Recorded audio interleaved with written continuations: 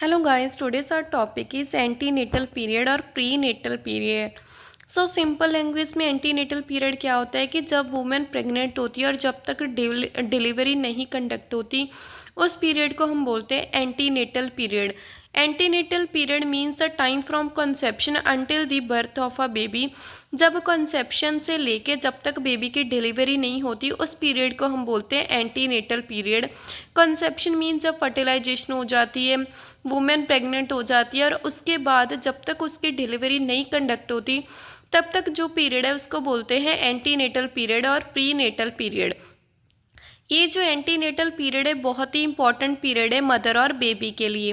Faces of antenatal period. First trimester में क्या होता है, 0 to 12 वीक का ट्राइमेस्टर होता है।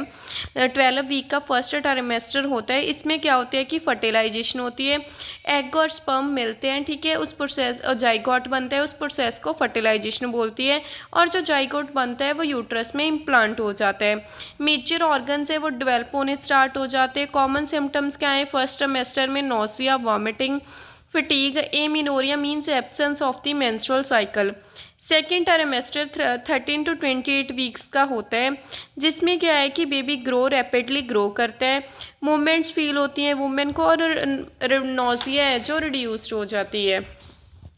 थर्ड ट्राइमेस्टर जो कि है 29 से 40 वीक्स का होता है। इसमें क्या होता है कि बेबी का वेट गेन होता है, बेबी मिच्योर होता है और वुमेन है वो बेबी है जो वो प्रिपेयर हो जाता है बर्थ के लिए। मदर डिस्कम्फर्ट फील करती है, बैक पेन फील करती है। इसमें क्या होता है कि थर्ड ट्राइमेस्टर के बाद बेबी की डिलीवरी हो जाती है। Goals of safe antenatal period. क्या गोल्स हैं सेफ एंटीनेटल पीरियड के लिए? इससे क्या हो कि एंटीनेटल पीरियड में प्रॉपर प्रिकॉशंस अडॉप्ट की जाती हैं जो सो दैट कि सेफ प्रेगनेंसी रहे, हेल्थी बेबी डेवलप हो और मदर की अच्छे से डिलीवरी हो और पेरेंटहुड अच्छी हो। सो कौन सी हेल्थ एजुकेशन देनी है ड्यूरिंग एंटीनेटल पीरियड? सो health education during antenatal period का मेन फोकस्ड होता है कि प्रेग्नेंट वुमेन को और उसकी फैमिली को ये बताना कि कैसे हेल्थी प्रेगनेंसी मेंटेन रखनी है, सेफ डिलीवरी करानी है और कैसे न्यूबॉर्न बेबी की केयर करनी है। सो फर्स्ट होता है न्यूट्रिशन। न्यूट्रिशन में क्या होता है कि वुमेन को एडवाइस करनी है कि हेल्थी डाइट ले, प्रोटीन रिच डाइट ले, विटामिन मिनरल्स ले, कि आयरन, कैल्शियम, फॉलिक एसिड्स ले, ग्रीन लीफी वेजिटेबल्स ले, फ्रूट मिल्क कंज्यूम करे, जंक फूड, स्पाइसी फूड और ऑयली फूड को अवॉइड करें। Personal hygiene.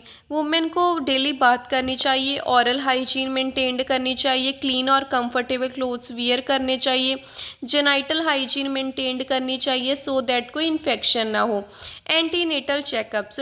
जो नर्स है वो मदर को बताती है कि हम क्यों इम्पॉर्टेंट है एंटीनेटल चेकअप्स कराने, ठीक है। Antenatal checkups are done to check the mother and baby to monitor any complication. So antenatal में चेकअप में क्या होता है कि मदर और बेबी का चेकअप किया जाता है, यानी कि मदर का चेकअप किया जाता है ये देखने के लिए कि बेबी अच्छे से ग्रो कर रहा है कि नहीं, वुमेन को कोई कॉम्प्लिकेशन तो नहीं आएगी या फिर कोई प्रॉब्लम तो नहीं है ड्यूरिंग प्रेगनेंसी। इम्यूनाइजेशन। मदर को टेटनस टॉक्सॉइड के इंजेक्शन प्रिस्क्राइब्ड किए जाते हैं। It will protect the mother and baby from infection, जो कि मदर और बेबी को किसी भी इन्फेक्शन से प्रोटेक्ट करते हैं। Rest and exercise. वुमेन को एडवाइस की जाती है कि प्रॉपर 7 to 8 आवर्स की वो रेस्ट करे, हैवी वर्क एंड स्ट्रेस ना ले, लाइट एक्सरसाइज करे और डेली मॉर्निंग वॉक करे। Avoid harmful substances. मदर को alcohol, smoking, drugs during pregnancy avoid करनी चाहिए। कभी भी उसको खुद भी कोई भी मेडिसिन नहीं लेनी चाहिए जब तक कोई डॉक्टर प्रिस्क्राइब्ड ना करे।